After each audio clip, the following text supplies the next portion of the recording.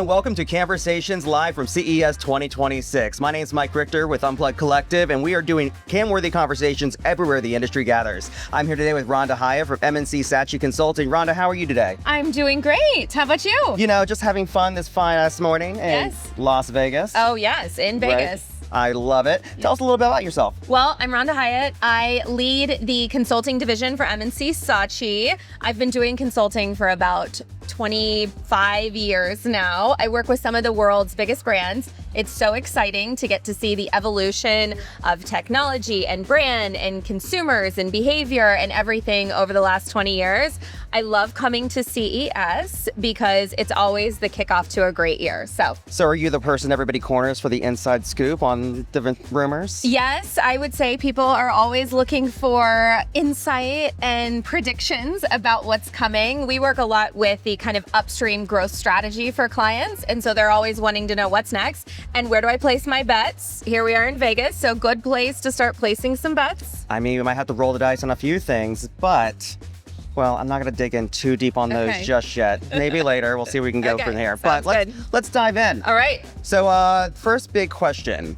Should brands be concerned about their ads running adjacent to AI-generated content? Ooh, I definitely think that brands should be concerned about that. And I think the reason they should be concerned about it is because in this great world of AI that's unlocked lots of creative potential and a lot of new things, there's one thing that we need to keep in mind is one, that the technology is still relatively new. And so sometimes technology can go do things that we don't know that it wants to do. And so that can open us up to vulnerability. But secondly, I think that I was having a call yesterday and the most overused word right now is authenticity, right? Oh, but it's important. It might be the second A for AI is authenticity. And we need to make sure that we are balancing what a brand wants to say, what's relevant in culture, and making sure then the AI is the third leg of that stool, not that we're just sort of letting it run wild. That makes perfect sense. I mean, look, authenticity has become the dirtiest word of every industry lately. Yes. Just because you say it doesn't mean you believe it. Right. So, or doesn't mean you show up. It. Right. You know, authenticity is empty unless you show up and actually do the damn thing. Correct. But we'll move on because, you know, we're all about authenticity, but also action. Okay. Yeah. Love it. Are brands prepared for a world where consumers question everything they see? I think that consumers have been questioning brands for a long time, actually. And that's been manifesting in a lot of different ways. And that's where you've seen over the years, we've had to put measures in place, like reviews, authenticated reviews, communication directly from brands. There's been a lot that consumers have already been questioning. I think that AI, particularly for some age groups, is really confusing. So if you look at the older end of the spectrum, you've got your boomers who they really haven't grown up in this digital environment. So they really can't tell the difference between what's AI and what's not. And I'm not saying that in a generalization way. I am saying it. I have boomer parents and they're calling me weekly being like, is this real? Is this a thing I should be paying attention to? And I hear that from a lot of people within that generation. So it's causing all of us to get smarter, which means we're all questioning a lot more. Then you have the younger generation who they're very cool with AI. They're like, yeah, more AI, the better. And so I think we have to find some happy medium in the middle where we can really start to understand. And I think there's a responsibility for brands to make sure that they're balancing creative and expression with real and using the tools for efficiency and expanded creativity as needed. I mean, it makes perfect sense. You know, I think we all thought we would get rid of those scam calls, that we would get you know, they've gotten dirty numbers. They've gotten worse. Worse? Yes. 100%. And now they're texting. Yes. And showing up in your apps. Yes. And they just won't leave you alone. No. And sometimes it's hard to tell. Right. What's real, what's not. That's why I love IRL events. Yes. Because we know who's real in front of us. You're a real person. I mean, I'm so happy I to think see I am you. sometimes. Yes. You know, other times I wake up and I'm like, wait, what time is it again? Am I in a matrix? Yes. So speaking about AI and AI agents, this is a whole other thing that's become a big thing, right? Yes. And we know they're interacting with digital experiences at scale, even crazier and even more so than we thought. Yeah. And you know, it's like, wow, that's AI? Yep. How much do we actually understand about that behavior today? And where do you think we're fooling ourselves? That's such a good question. Well, I think that when you look at the consumer experience, for the last 15 years, we've been talking about seamless, frictionless. How do we reduce the kind of cognitive load that does take place within an experience, or just the physical inconvenience and things that are hard? And I think we can all agree that in the introduction of technology over the years, it's definitely made our shopping experience easier, our consumer experience easier, and frankly, some things have just gotten a lot better. So I think consumers, from an adoption standpoint, are looking to continue down that path of increased ease, efficiency, and the agents are definitely proving valuable. I think this last year has been a year of play. Everybody's been playing with the agents and they're seeing value in certain ways. They're seeing value in non-ways, you know, of like, this is truly just for fun. But what I think will happen as the use cases start to become a lot more clear and you're starting to see more of the agents make their way into useful and meaningful value. You know, I've heard many stories of people using the agents to look at their health records and make a recommendation for a better vitamin regimen for them and things like that. So as people start to see value, they'll continue to start to adopt and pursue and progress. Where are we fooling ourselves? I think everybody is seeing the excitement and the opportunity with AI, but I've said this, we need to realize that technology does follow a progression and it's not perfect yet and it's not there yet and it will continue to evolve in the next few years. So let's not all think we've, you know, waved a magic wand and gotten the answer yet. Right. But we'll get there. I mean, a lot of people don't realize that in the past 20 years, we've produced more data than we have in the past 2,000. Yeah. Absolutely. So, and it's only accelerating every single year. And Yeah. AI is data, right? It's consumption, it's creation. And while we're accelerating really quick, it's still extremely young. Yes. Well, and it needs to have mass consumer adoption. I had said this before.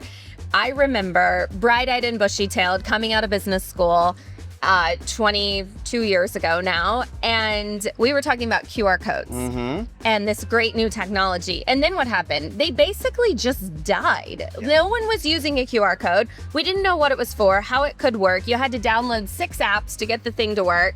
And then pandemic happens, right? Everybody adopts the QR code overnight. All of a sudden, the QR code rediscovered its destiny. It became relevant again. It became useful. It became one of the easiest, most accessible technologies that's really unlocked small business growth. It's unlocked, you know, person-to-person communication.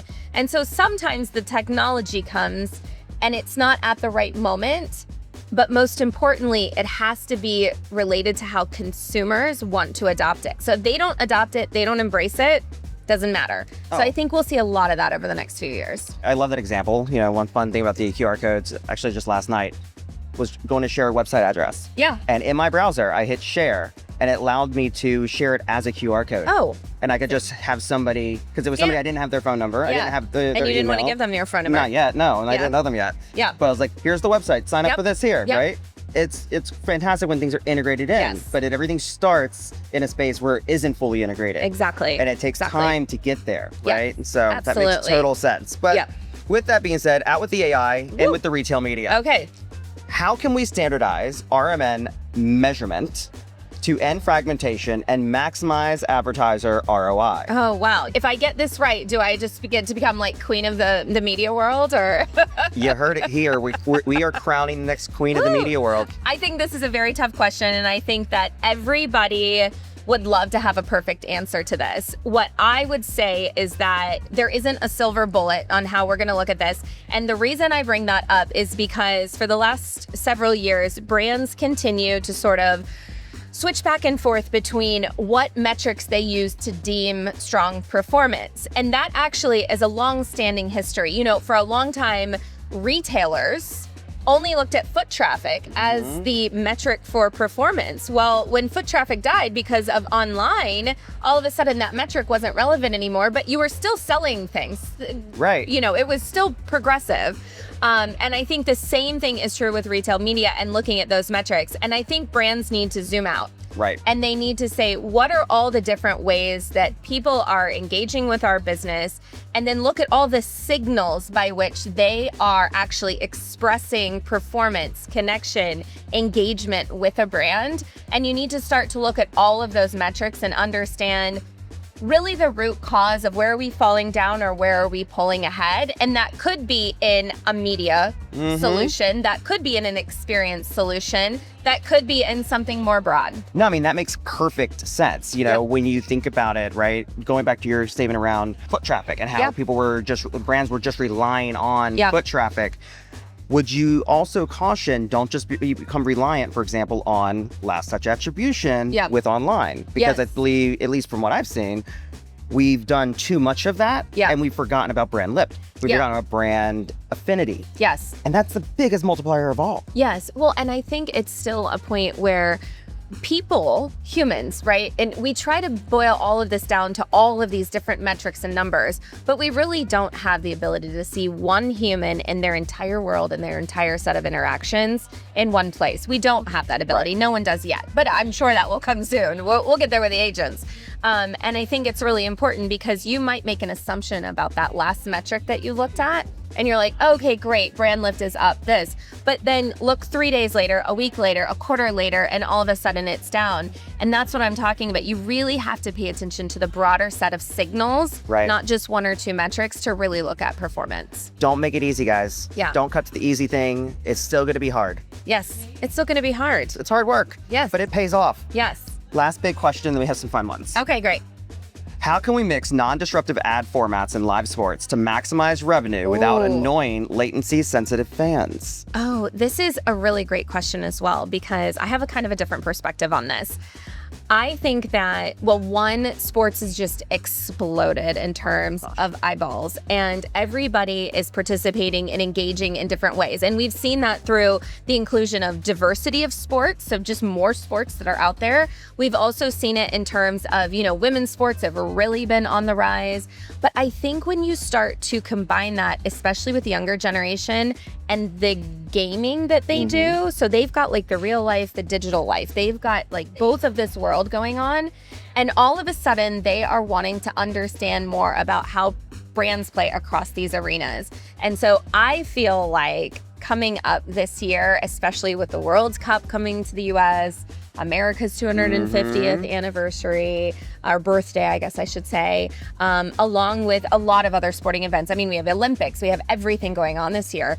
And I think we're going to see a lot more of that blurring of line of culture. Specifically, fashion is getting into the space of sports so much more. Like, especially with the Olympics, you see the airlines, you see hotels, you see all of the different ways that people like to lifestyle surrounding sport. And I think that's really cool. And I think that is going to drive a lot of new audiences to engage because they want to be part of cultural moments. 100%. Yeah. I mean, at the end of the day, humanity, as much as we want to make things more efficient, make things more objective, we are subjective creatures and we live in the cultural realm. Yes. And we love to connect with other people.